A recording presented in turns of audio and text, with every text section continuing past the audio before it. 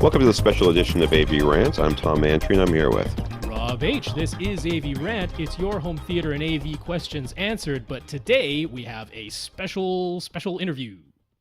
That's right. This week, we are fortunate enough once again to be visited by Gary Akubian, the president and CEO of SVS. They are the makers of some of our favorite subwoofers and speakers. If you have not checked them out, it's SVSound. I don't actually know what their website. SVSound.com is their website. Right. I'm like, I never have to plug it in. You plug in SVS, and believe me, it autofills on my computer. I don't have to type anything more than S and V, and it is done. So we're going to be talking with Gary Akubian real quick here. But before we get started, we had some technical issues. Yes. Mostly my computer self-destructed and died at the time of the interview. I had no idea what was going on. I kept the president and CEO of SVS waiting for like 20 frickin' minutes. He was so kind too. Like oh my god, I am so embarrassed, and it was so unprofessional. And I'm so sorry, Gary, if you're ever listening to this in the future. I am so sorry. My computer is literally going back to Apple right now. They're like, dude, that thing is busted. I'm like, I know it's busted. It would not tape Gary Akubian. No piece of hardware should ever be that broken. I mean, without catching on fire. So, yeah, it was serious. And I am so sorry that happened. But even now, my computer is on the way to get that thing fixed. So, we're fortunate enough to have Gary on. Before we get started here, if this is the first time you've heard this podcast, we answer all AV and home theater questions, and really any questions that you want to ask. Yep. Everybody, you ask it, you will make it on the podcast. If you've asked this question, you're like, they never answered my question. Ask it again. Because we somehow lost it. Somehow we didn't receive it. We don't discriminate against any questions. If a question has been asked and answered in the past, we answer it again, because we've had so many people tell us it wasn't the first time I heard it. It was the third or fourth time it was repeated. It finally clicked and got what you guys were talking about. So we don't mind repeat questions, clarifications, anything. Send it on in. Yeah. To do that, you email us at question@avrant.com. You can CC Rob at avrant.com or Tom at avrant.com. Right now, I'm not getting any email because my computer's busted, but you can definitely send a question at avrant.com, and that will get it on our podcast queue. You can go to www.avrant.com, where our website is. Leave us a comment there. Facebook.com/avrantpodcast. We're very active there as well. Twitter at First Reflect for Rob, at avrant_Tom for me, and at Austin, TEN Pond for Austin, who's our producer. He puts together all of our videos, which you can see on youtube.com/c/avrant. That's where all of our questions that we answer every week that gets posted in individual videos over there, so that you can see kind of, and they're all delineated by the types of questions. So if you're interested in subwoofer stuff, there's a bunch of different subwoofer questions over there. Check that out. Austin has his own podcast. It's the We Watch Movies podcast. It's a podcast about carpet installation. Yep, We Watch Movies. You'd never guess it. It is about carpet installation. It is a terribly named podcast, and honestly, there isn't really all that much to say about carpet installation. But they just have been. I think there are like 750 episodes. It's just terribly boring. Yeah, see, but you can check it out. AVRant, we have to describe what it is we do on this podcast, but We Watch Movies, self-explanatory. Carpet installation, obviously. Carpet installation, obviously. So, without further ado, here is our interview with Gary Akubian. Once again, I want to welcome to the podcast CEO of SVS, Gary Akubian. Gary, thank you so much for agreeing to talk with us today. Oh, always enjoy talking with you guys. You're fun to be around. All right. Thanks, Gary. Now, first and foremost, of course, we want to thank you for helping to support the podcast in our 500th episode giveaway and party, basically, where we gave away either, what was the choice of dual PB1000s or a 5.1 Prime satellite system, which was a huge success for us, and got a lot of a lot of our listeners really, really excited, and we want to thank, was it Kevin, Rob? Is that who it was? That is won correct. Kevin N was the winner of that giveaway. So thank you. Huge thank you to SVS, and thank you to you, Gary, for agreeing to do that for us. No worries. Congratulations, Kevin. Don't hesitate to reach out to us if you want some help with setup. Yeah, well, he is, I don't know if you heard from the podcast, but he is one of those listeners who has had a Frankenstein system for a long time and just sort of had things pieced together. So he was exactly the kind of listener that we were looking to get through this this giveaway. Somebody who really needed the speakers and is really enjoying them. And so far as we've heard so far, he's had a great experience with them. Good. So let's get into, of course, the most exciting thing that's going on at SVS right now, which is your new subwoofers, the 16 Ultras. You want to talk to us a little bit about that? Well, that's been, those guys have been burning a hole in my pocket for almost 3 years now. So, yeah, we're really, really excited. That was a huge development process. 2 completely new platforms, an all-new driver platform, an all-new driver size, and an all-new amplifier platform, and lots of work, and I'm embarrassed to tell you that we were actually hoping to have this in time for the holiday season of last year, but it was just constant tweaking and working to make these subwoofers the best we've ever done, and we want it to be in the conversation of the best anyone's ever done. So we're talking about here the PB16 Ultra, which goes for $24.99. This is a beast with it's like 174.5 pounds. And the PB13 Ultra has the triple ports with the variable port tuning. PB16, my goodness, thank you for correcting me. Yes, with the triple ports, the option of having all ports open, hitting down to 15 hertz at minus 3 dB with all 3 ports open, and then being able to plug just one of those ports to extend down to 13 hertz, or sealing it and going down to 14 hertz, all minus 3 dB. And it's a large sub. So correct me if I'm wrong, in the current lineup, this is easily the largest sub that SVS has, yes? You're right. And we also have the SB16. And we've measured it 3 dB roll-off 12 hertz, just FYI. So you're being conservative. We're being conservative. You know that. We're conservative with our specifications. You guys know that. So we also have the SB16 Ultra, the sealed box version of it, selling for $19.99, spec'd minus 3 dB at 16 hertz. And this is still a 122-pound beast. So we're looking at all of this. The obvious question is, these must be the loudest or highest output capable, the deepest extension. What drove SVS to go into that part of the market? You already had your 13 Ultra series, so what was it that made you say, hey, we got to go bigger, lower, louder, all of it? Well, let me come at it from a different direction. Why didn't we do this sooner would be another way of asking. If there's one thing that SVS customers ask me pretty consistently, or have asked me pretty consistently, why is it that you don't go above 13-inch drivers? We have other brands that have 15 and 18-inch drivers. And, I've kept a little bit mum about that because I don't want to sound defensive. I don't want to tell people what I'm really thinking in this, because it makes it sound like we're dissing other products, which we don't do. But what I can say is the vast majority of 15-inch and 18-inch based subwoofers either don't have the output that one would think they would, because they don't have the amplifier and motor power to create the output that you would expect from a larger driver. But I think more importantly to us, they never have the control, the lack of distortion, the speed and transients that's a hallmark of SVS. Yes, we want to have tons of output. We want to blow your mind. We want your neighbors complaining. We want to have low frequency extension that you absolutely can feel but not hear. But we never want to do that in sacrificing accuracy of frequency response or speed and transients, because it needs to be a convincing experience and not just a knock you over the head subwoofer based experience. So that's why we hadn't done it up until now. And what changed our minds was some of our engineers came up with an extremely new, innovative solution to this issue, and that is the world's first 8-inch edge-wound voice coil.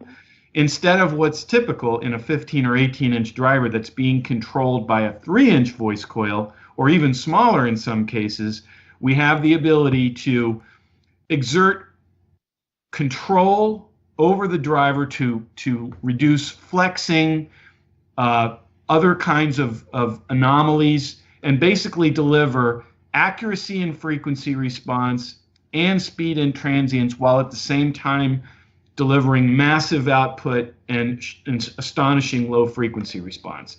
Now, the 8-inch voice coil is that's the innovation that we kind of hang our hat on in terms of talking about. But we also have a massive motor that weighs more than most entire subwoofers, including the cabinet. And that creates the ability to not only move the air that's necessary for extreme low frequencies at high output, but also exerting control over the. Yeah, well, speaking of, I mean, we've talked a little bit here about this 16-inch driver, this 8-inch voice coil, which might be a record. I'm not. Perhaps somebody out there in something that never came out did something, but as far as I'm aware, that's kind of like a world's first. But you also have this new amplifier, this Sledge STA 1500D, as the name implies, 1500 watt amplifier. And one of the things that intrigued, and more than 5,000 watts peak power. Right. Yes. Yeah. One of the things that really intrigued me was what you call power factor correction in the marketing. So I mean, when you're thinking 1500 watts and then this is plugging into a typical 15 amp outlet, you don't need like a special 20 amp outlet out of the wall to make this work? So first of all, that driver that I described is nothing but a possibility if you don't have an amplifier that can deliver on the potential. So at the same time as we began development on the driver and we started to feel like we were getting somewhere with that, we began development on an all-new amplifier platform. The amplifier is interesting, not just because of its rated power. It's, as you said, 1,500 watts with more than 5,000 watts peak power. But it's a Class D amplifier, meaning it's very, very forgiving of normal household circuits, but with fully discrete MOSFET output, something that you typically will not see in a subwoofer. You might see it in an audiophile-based Class D amplifier, but not typically in a subwoofer. So it's capable of really robust performance, gobs and gobs of current, which that driver will absolutely deploy to create massive amounts of low frequency extension and output. What you're referring to with the circuitry, the power supply, this power supply is one of the most forgiving of voltage fluctuations that I'm aware of in any subwoofer. We've measured the subwoofer working great down to 80 volts and up to above 130 volts. It's an exceedingly well-regulated power supply, and so even if there are issues in the installation with rated current and voltage not being what you want, and this can be true in the U.S., but it's even more likely to be true outside of the U.S., there are no concerns with that. It's like a really high-end line conditioner built into the subwoofer. Right. Well, maybe Tom can ask you a little bit about what you might call like the third major innovation, because that's sort of the marketing material posted on your website there, and that'd be like those control options, right? Yep. Yeah, so you've got a whole bunch of different control options on your subs, which is something we've seen a little bit of from you, but not quite to this extent. Actually, I would have to be ashamed to say that the control options of SVS subwoofers probably been a little bit of a weak point for us. Meaning, you got to bend over the back of it and read upside down what you're doing, and that's considering we try to be positioned as a high-end, really awesome subwoofer. That's maybe not in line with some folks' expectations of that. So, hey, happy birthday to us. We have our first ever front panel on a subwoofer, so you can actually control the subwoofer right from the front panel. That may not be something exciting to some folks, because I think front panels are not a completely exciting new innovation. But we do add to that a credit card remote that works via infrared so that you can sit in the seat of honor and control all the functions of the subwoofer. And by the way, that amplifier, I kind of didn't do it justice because I didn't mention that it has extremely sophisticated analog devices DSP that allows, first of all, it's doesn't create any anomalies in terms of the sound, but still gives you the ability to make all kinds of deep adjustments to the subwoofer should you so choose. And the ability to control all those DSP adjustments right from the credit card remote is really cool. But I think the thing that Tom was alluding to is this. Can you see it? It's the world's first, I believe, I think I'm right, the first subwoofer control app for this is my iPhone, but it's also available for Android, and it allows you to control all the DSP functions right from your smartphone, and the connectivity to the subwoofer is via Bluetooth. So it doesn't need to be line of sight. Works perfectly even if the subwoofer is not line of sight behind a sofa or in some other way where an infrared remote would not work.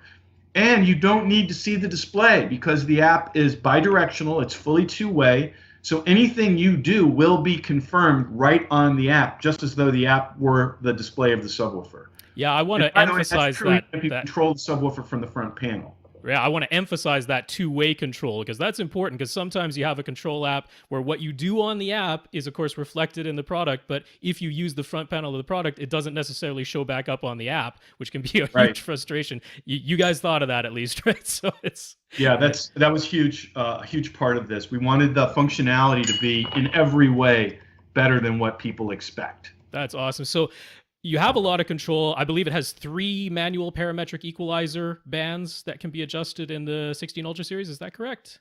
Yes. Okay. All in the digital realm.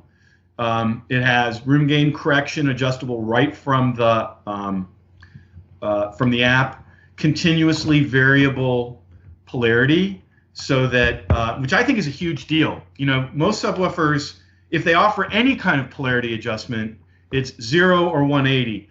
And a lot don't even offer that, but one point I would make is if you're having problems at 0 degrees, you're probably also going to have problems at 180.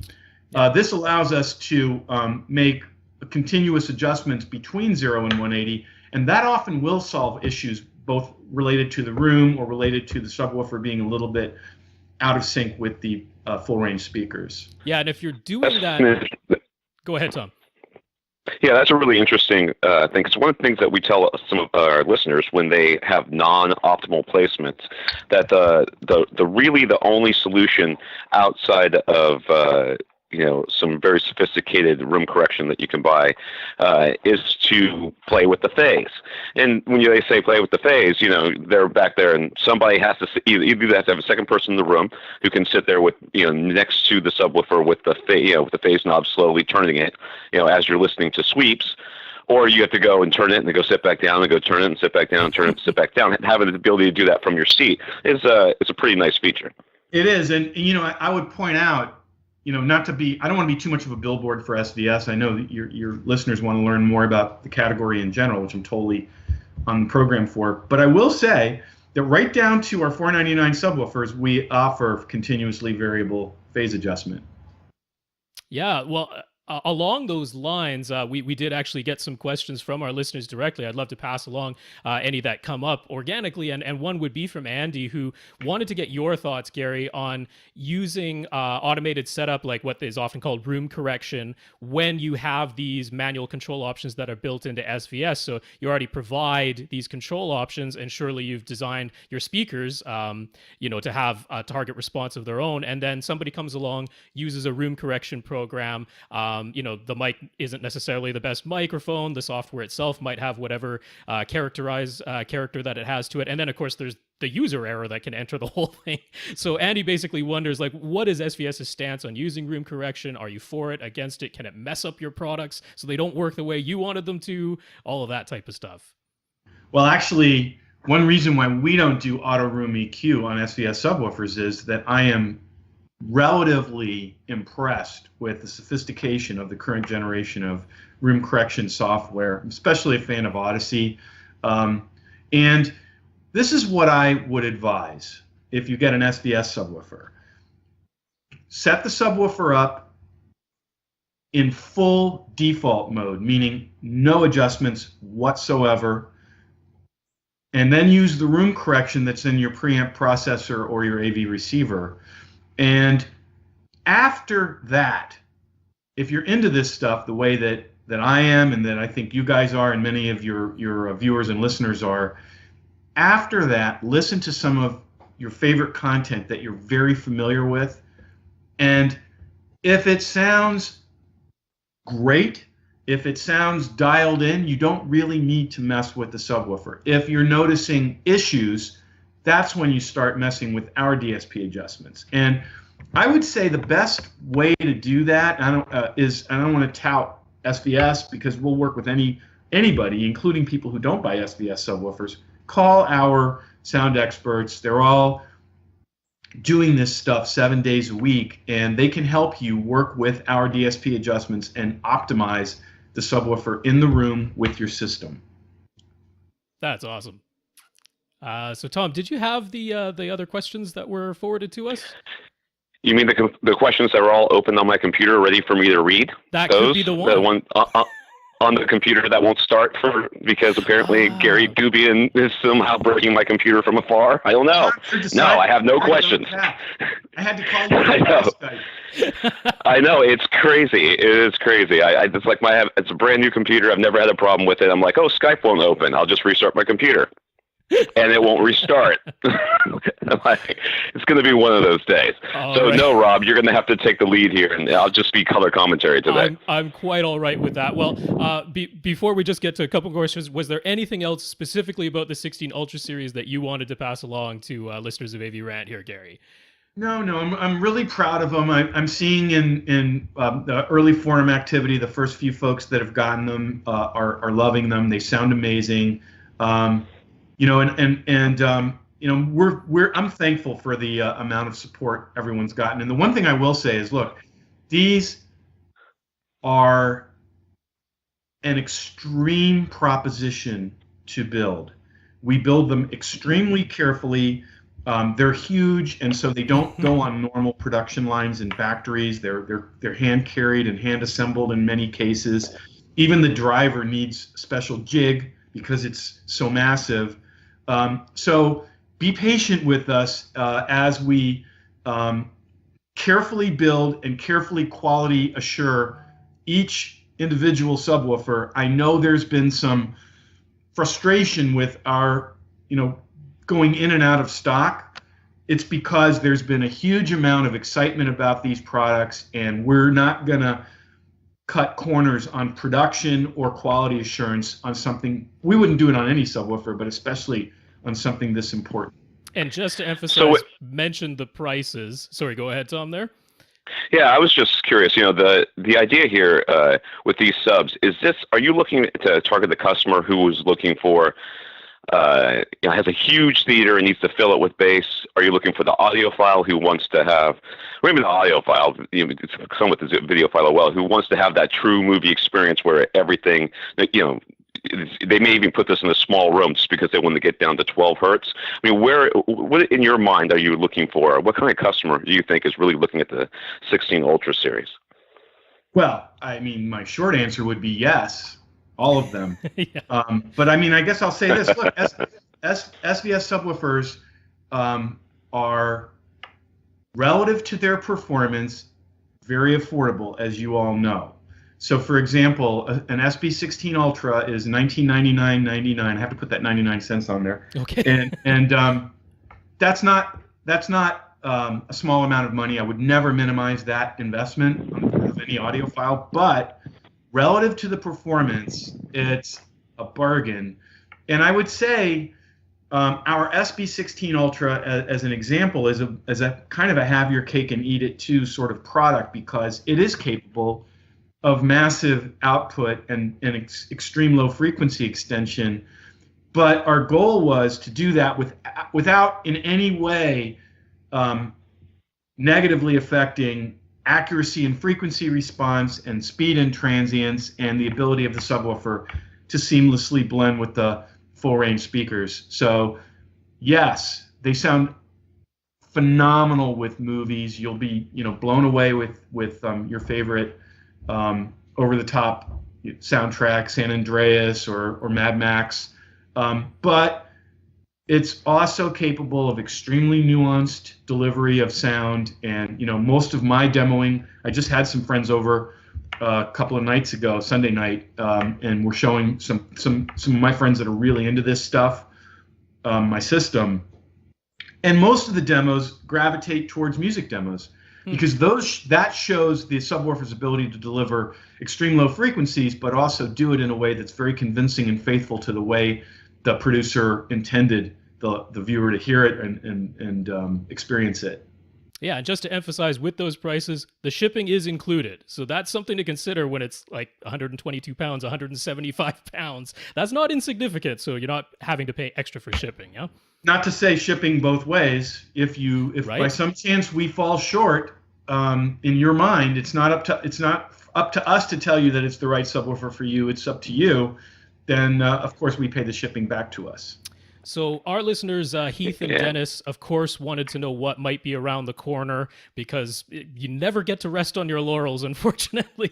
And No. So a cylinder version, perhaps, is Heath's question. And Dennis is wondering if SVS might be looking at ever doing a dual driver type of sub, perhaps harkening back to the older days of SVS when they did have like the /2 models that use dual drivers. So a couple questions there.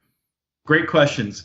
So I'm going to answer the cylinder one very categorically because nobody believes me. We are not going to do a cylinder version of the 16-inch driver. The reason is that if we did that, the cabinet volume necessary would necessitate a cylinder diameter that we don't currently do and would create something that looks like a hot water heater. Mm-hmm. And I think it starts to, interfere with the mission of the cylinder, which is to deliver outstanding output that one would expect from a massive ported cabinet without needing the floor space. But you lose a lot of that advantage when we're and one thing we won't do is do a 16-inch version of any of our products that isn't fully deploying all the potential of that driver. I can't never say never, right? But there's nothing on our drawing board that would make me tell someone to wait for a 16-inch version of this. Okay. As far as dual drivers, we're always playing with that, and I have some ideas we're working with the team on. There may be, but right now where we're focused on dual drivers is at the lower end, where we can create extreme experiences in smaller cabinets. So I would not expect a dual driver execution at the high end anytime soon. And one thing that I will say, because I see this all the time in other subwoofer brands, we will not do a passive radiator-based subwoofer because we don't like what those do to accuracy and frequency response and speed and transients. If we did a 2 or multi-driver execution, it's going to be active drivers. Okay. So lastly, on the subwoofer tip, Joseph, one of our other listeners, was wondering what feet options are available with these 16 Ultras. We've seen the 2000 series come out where the sound path isolation feet are kind of like standard equipment on the cylinder version, and he's just wondering what feet options are available in these 16 Ultras now, because he says with that, he's got like a couple of PC 2000s, and he's seen them almost look like they're about to pogo sometimes, things can get moving. Now we're talking about 1,500 watts, 5,000 watts peak, massive driver on a 16-incher. So he's wondering what's going on there, if it's going to be hopping. Well, I got some shaming at Rocky Mountain Audio Fest for not including our SoundPath subwoofer isolation system in these products since they are our highest end, but we didn't. We're always working hard to hit the right price points for our customers, so that it does add. But they absolutely will work. You would need the 4-pack, which is $49.99 for the SB16 Ultra, and the 6-pack, which is $69.99 for the PB16 Ultra. And yeah, there is a noticeable difference, both in terms of what you hear in the room, decoupling the subwoofer from the room, but also with respect to your neighbors. Anyone who is either in a different room in the house or not in your house. My neighbor was actually complaining to me Sunday night. He was very mad at me. I think he's gotten over it since then. But that's a house that's quite a ways away, a freestanding house. So it's definitely capable of creating mayhem in your neighborhood. Yeah. Well, we'll remember that when we're suggesting it to people who live in condos. Yeah, totally. Absolutely. Yeah, so Tom, did you want to maybe transition us over to away from subwoofers for a moment? Far be it from us to ever stop talking about subs, but there are other SVS. Yeah, we could talk about subs all day. I'm currently waiting on the shipment of the elevation speakers, which I'll be checking out for SVS and talking about on the podcast quite a bit. So, how are your elevation speakers? How did the launch of them go, and how have they been received? Well, it's been great. They have been, for the last 6 to 8 weeks, our #1 selling speaker, and it's kind of a niche product, so I think that's a statement right there. We're excited about that. The other thing that I find really exciting is that they've been sort of an enabler to folks that weren't able to have a full-on home theater in certain rooms because of room issues, and now all of a sudden they can. And so we see systems with prime elevation, but then other ultra or prime series speakers. So it's actually been really cool in terms of creating new SVS speaker fans. I will say that the story of prime elevation is so complicated that it's hard to tell it right. And sometimes I think we confuse people with all the possibilities. I've tried to organize them into sort of two main groups. The first group is as a height speaker, which was our original intention. And it works great as a height speaker, whether it's mounted on the ceiling and you have to use a set screw in order to hold it in place, or high on a side wall, which was our original intention. It's really a phenomenal height speaker. But because it's a full range speaker that's capable, and hopefully you'll see this, Tom, when you get them. Mm-hmm. Because it's a full range speaker that has all of, we were able to voice it just the way we would voice any of our speakers at any price. We were very, very careful about that. It works well as any part of a home theater. It can be an LCR that's mounted on high and aiming down at the listener, or low and aiming up at the listener in situations where you can't have it at ear level. It can, and one really cool execution is when you don't have room on your back wall, you can angle it towards the rear of the room and create a back surround effect where you normally wouldn't be able to have that. And conversely, you can also mount it on the null, aiming forwards, and create a side surround effect where you might not be able to do that in some rooms. And I actually have right now in my personal home theater a 7.1.4 system. Yes, not two subwoofers, but one, because I think most of our customers use one. So people are like, why wouldn't you use two? Because most of our customers don't. And I want to make sure that our experiences for 75% of our customers are great. But what I have is 4 ceiling mounted prime elevations, 2 in the front and 2 in the rear. And then this room, which is actually quite a good sounding room, has never been able to have side surrounds because of a door out to the outdoors and because of a very narrow door due to a stairway. Now finally we're able to have side surround speakers because I can use prime elevations aiming down at the listener from a place where you normally would not be able to have effect speakers. So this is actually the first 7-channel surround sound system I've had in this room. And then of course the 4 height speakers make it 7.1.4. Well, if it didn't work for anyone else, it worked for Gary, so that's what matters. Well, hey, look, I get a fringe benefit from being president of this company. I get to play with our stuff, and it really is fun. I have two full-on home theaters and two full-on two-channel systems that I get to play with. Well, just There you for go. folks who might be interested, those are $200 each for those prime elevation speakers. So, yeah, solving lots of problems with those. But once again, our listeners never allow you to rest on what you've already accomplished. Shannon, Gary, and John all are basically asking sort of what might be next in terms of speakers. Particularly, the interest is in ceiling, in wall designs. Of course, you know, with Atmos being popular, you've just introduced something that is great for going on wall or on ceiling, but maybe in wall or in ceiling. And then sound bar, active self-powered speakers, just anything along those lines that might be in the works.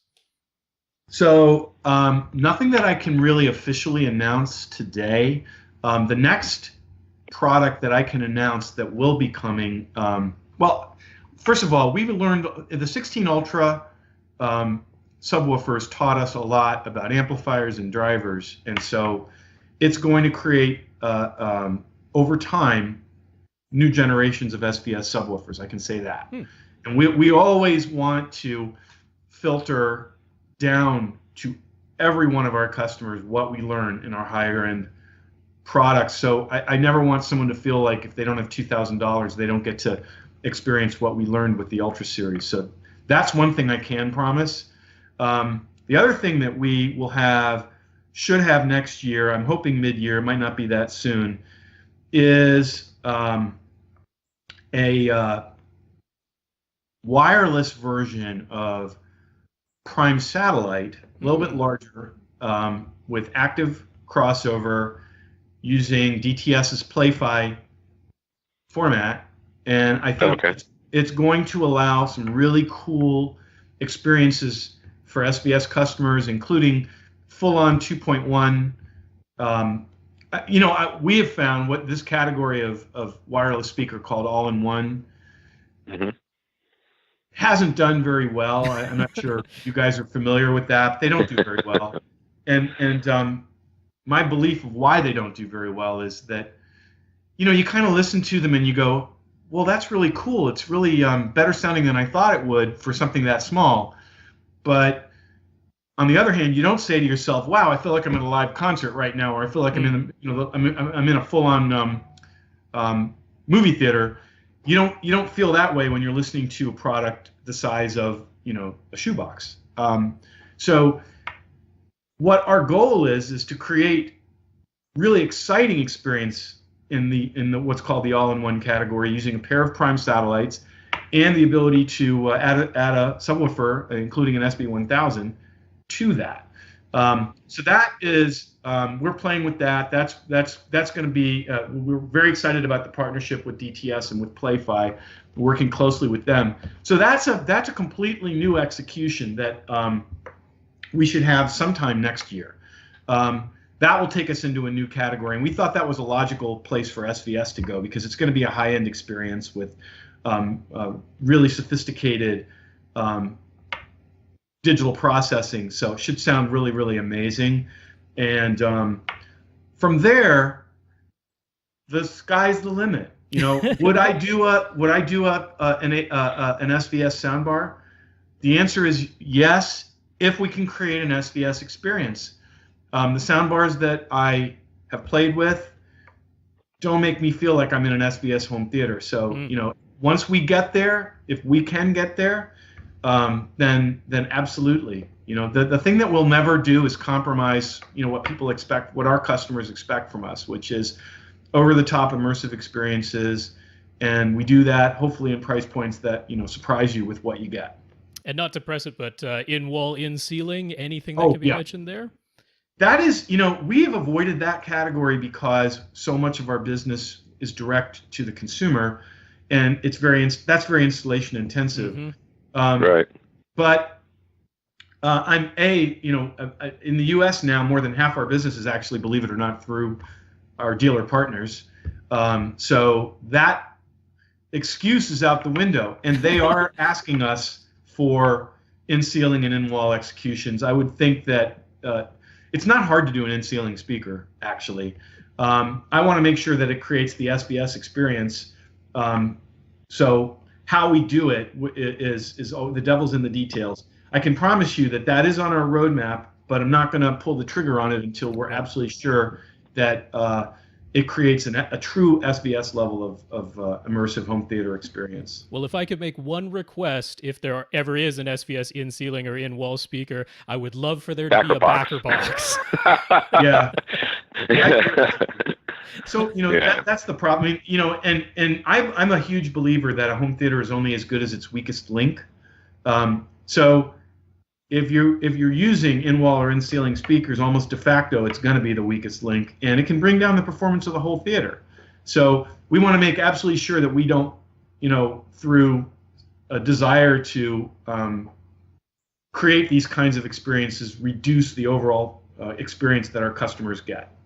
So the last listener question that we had came from Byron, and he is, like many of us, the guy amongst his friends and coworkers who always gets asked for home theater advice. So he's always looking for one more expert opinion, because the thing that he most commonly gets asked is someone wants to start building their home theater. They don't necessarily have all the money right now to put together a complete 5 to 11 speaker plus dual subwoofer setup, but they want to get started. And he wants to know from the president of SVS what your recommendation is, where someone should start. Should they start with 2.1, just the best 2.0 speakers they can get, maybe go for 4 or 5 speakers without a sub and add a sub later? What is your approach when sort of faced with that decision? I think one thing I will say before I even get into that is your end game should be 5.1 matched sonically speakers. In other words, 5. I don't say that about the subwoofer, which a subwoofer is an objective choice and can be matched up with any brand of speakers. But right. Whatever your beginning game is, which I'll lay out some ideas about that. Your end game should be, if possible, 5 of the same brand, same series within that brand. Although SVS, we voice our Ultra and Primes to match up with each other. So call it same brand speakers, similarly voiced. Now that's your end game. I definitely think it's hard to call it a home theater if it doesn't have a subwoofer. So your first choice should probably, if you had to do something, do a 2.1 system and create a phantom center channel and live without surround effects until you're ready for that. And one thing that I have told folks is that 2.1 system, those speakers could eventually be your rear speakers. Mm-hmm. So, for example, you could start with a 2.1 system that is, I'm not pitching SVS. It could be something similar, but it could be a 2.1 system based around prime satellites, which would then be, that's $699 retail. That would allow you to have a subwoofer, a pair of great sounding satellites. It'll sound great with music, but it'll also be an entree into home theater. And then you can always add to that. I think the next thing to add is probably center channel, because dialogue is so important. You can add to that your center channel, and that can either be a full-on 3-way center channel, such as our Prime Center or Ultra Center, or it could be another Prime satellite. And then ultimately use those Prime satellites that you started with, those smaller speakers, as your rear effect speakers, and step up and get the tower speakers that you want. I'm hoping it's SVS, but speakers always are a matter of personal taste. I get that. Makes sense to me. Yeah, Tom? I get behind that. Yep. So I'll leave it to Tom for any wrap-up questions here, because we got through our listener questions, and thank you so much for answering those. Everybody appreciates that a lot, Gary. My pleasure. Yeah, so when we look at the state of the industry right now, we're still seeing a lot of people going towards headphones, like even manufacturers that traditionally have been subwoofer manufacturers, I won't name names, that have suddenly come out with a headphone, a pair of headphones. And I've heard from manufacturers it's just simply because headphones make money. They sell and they make money. So anything on the horizon for you as far as headphones or some more personal speakers or devices? We're always talking about anything that creates great sound. What I don't want to do, and we won't do, I can state this pretty categorically, We're not going to come into the marketplace and cash out on a hot category with a Me Too product. That'll never be what we do. So as long as we bring something to the conversation that others don't, sure. And we're looking at that. I have, acoustic engineers can engineer headphones just as easily as they can engineer speakers. So, we absolutely have the engineering firepower to do that.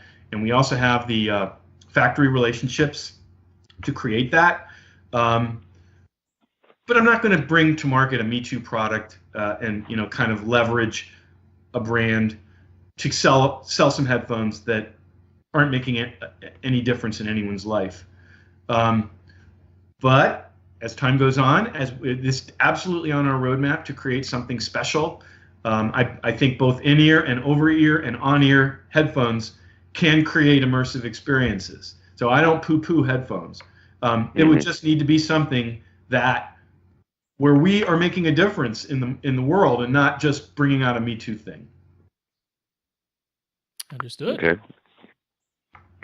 I mean, I could ask 1,000 more questions. We can keep this thing going, but I have a feeling Gary's got better things to do than just have me say, "Well, what do you think about this? What do you think about that? What do you think about this?" So let's go ahead and thank Gary and let him go and get back to making great speakers. Gary, it's always great to talk to you, and thank you so much for supporting the podcast and coming on the show.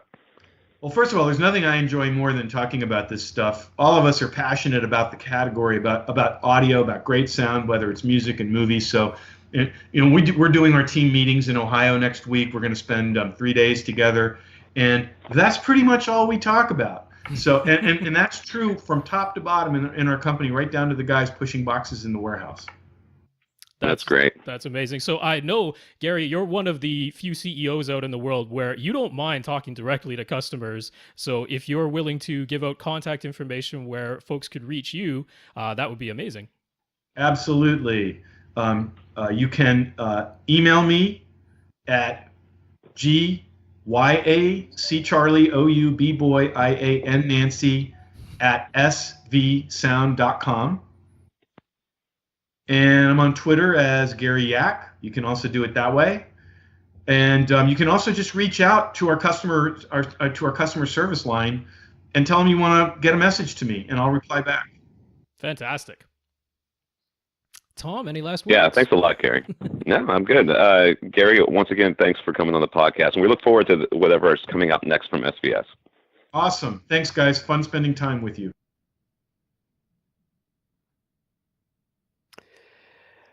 Once again, let's thank Gary so much for being on the podcast and putting up with all the technical issues. He really went above and beyond. He Skype called me a couple of times, and I had my phone on mute, so I didn't hear it, and I was struggling trying to get my other computer to work. It was just so embarrassing. So, Gary, once again, thank you so much for being on the podcast with us. It was a real pleasure, as always, to talk with you. Yes, Gary, thank you so much. I also want to thank Nick, who is one of the great staff members over at SVS, who managed to set up a lot of schedules to get to work out for something like this. So tremendous thanks to him for setting all of that up for us. And I was calling Gary on Skype, got some video, so there is a little bit of me and him in video form, thankfully, but then Tom's just a logo up there, and Gary's actually the one who called Tom from Skype on his phone. What a mishmash, but so happy to have the interview. Fantastic information, as always, from Gary. Right. He always drop some stuff in there that we don't necessarily know about beforehand, don't necessarily expect him to be willing to share with us. That's fantastic. We love that. It's so informative for our listeners and everyone else who wants to get some sort of behind the scenes info, little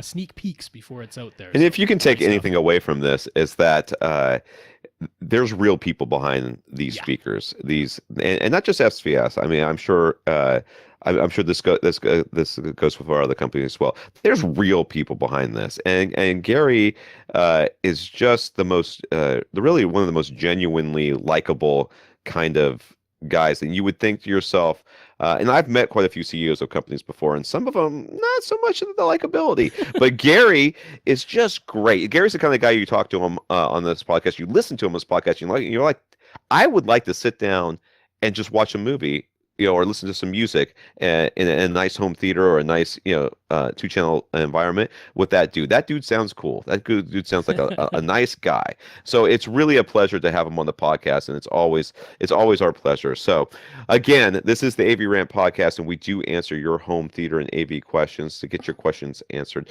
email us at question@avrant.com. You can CC Rob at avrant.com, and of course Tom at avrant.com. Go to www.avrant.com to leave us a comment. Facebook.com/avrant podcast if you're on the Facebooky sort of thing. Twitter at First Reflect for Rob, at avrant_Tom for me, and our producer Austin is EN Pond. Whoop, for cut out there Austin. on the phone. Sorry, at Austin Pond, TEN, spelling That's right. Austin. Yeah. That's right. He has his own podcast, the We Watch Movies podcast. It's a podcast about mother of pearl inlay. Yep. How to and why to.